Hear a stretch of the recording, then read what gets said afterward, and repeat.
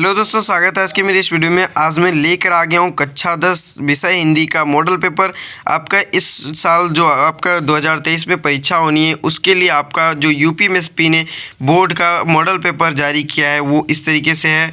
और अगर आपको इसका पीडीएफ डाउनलोड करना है तो उसके लिए मैंने डिस्क्रिप्शन बॉक्स में इसका लिंक डाल दिया है, तो वहाँ से आप इसका पीडीएफ डाउनलोड कर सकते हैं। और इसमें मैं लाया हूँ इनके बहुविकल्पी का सभी का उत्तर सही। तो यहाँ पर आप देख सकते हैं जो पहला प्रश्न दिया गया है यहाँ पर, बाबू गुलाब राय किस युग के लेखक हैं। तो अगर आपको इस पेपर का पूरा सॉल्यूशन चाहिए तो कमेंट बॉक्स में ज़रूर लिखिएगा कि आपको पूरा सॉल्यूशन चाहिए, तो उसके लिए मैं अच्छा सा एक वीडियो आपके लिए पूरा सॉल्यूशन जो आपका है लिख करके इसी तरीके से पीडीएफ में एकदम क्लियर आपके लिए पीडीएफ में सॉल्यूशन आपको अपलोड कर दूंगा।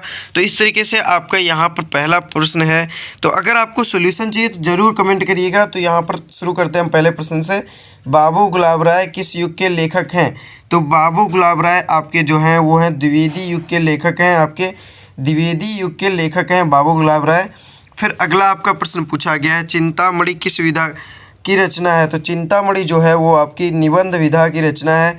फिर आपका अगला प्रश्न पूछा गया है, गबन किसकी रचना है। तो गबन आपका मुंशी प्रेमचंद्र जी की रचना है। फिर आपका अगला प्रश्न पूछा गया है कि शुक्ल युग की समयावधि है। तो आप जानते होंगे कि शुक्ल युग की जो समय अवधि है वो 1919 से 1938 तक है, इसलिए ये आपका आंसर सही हो जाता है।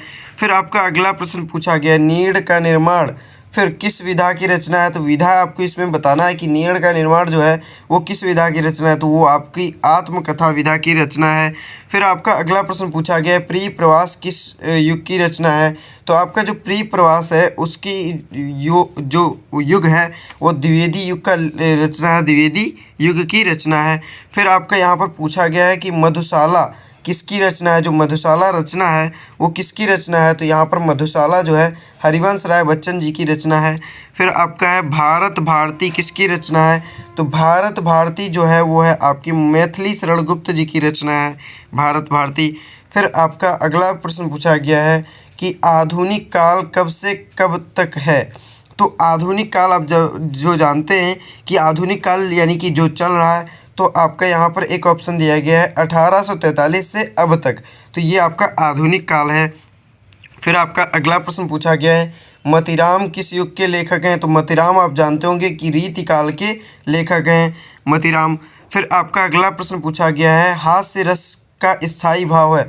तो आप जानते होंगे कि हास्य रस का जो स्थायी भाव है वो है हास नामक स्थायी भाव से हास्य रस की उत्पत्ति होती है। तो इसी तरीके से इसका आपका हास राइट आंसर हो जाता है। फिर सोहत ओढ़े पीठ पटु श्याम सलोनी गात, मानो नीलमणि शैल पर आतप प्रयोग प्रभात। ये आपकी उपरोक्त पंक्तियाँ दी गई हैं, इनमें अलंकार आपको बताना है कौन सा अलंकार है। तो इसमें जो है आपका उत्प्रेक्षा अलंकार है, और ये एक अच्छा उदाहरण है उत्प्रेक्षा अलंकार का। तो अगर आपको उत्प्रेक्षा अलंकार आप याद कर रहे हैं तो उसमें आपको ये उदाहरण बहुत ही आसान पड़ने वाला है, ये आपको याद कर लेना चाहिए। फिर रोला छंद में कुल कितने चरण होते हैं। तो रोला छंद में आपके 4 चरण होते हैं, इसका राइट आंसर सी वाला हो जाता है। फिर आपका अगला प्रश्न पूछा गया है कि आकर्षण शब्द में किस उपसर्ग का प्रयोग किया गया है। तो आकर्षण शब्द जो है उसमें आपका आ उपसर्ग का प्रयोग किया गया है। फिर आपको बताना है कि प्रत्यय के कितने भेद होते हैं। तो जो आपका प्रत्यय होता है, प्रत्यय उसका आपके 2 भेद होते हैं। फिर आपका अगला प्रश्न पूछा गया, पीताम्बर में कौन सा समास है। तो पीताम्बर में जो आपका समास है वो कर्मधारय है, पीताम्बर में आपका कर्मधारय समास है। फिर आपका पूछा गया अगला प्रश्न, आंसू का तत्सम रूप है। तो आंसू का जो तत्सम रूप है वो अश्रु होता है। तो इस तरीके से आपका ये आंसर सही हो जाता है। फिर आपका अगला प्रश्न पूछा गया है कि यण संधि का सूत्र है।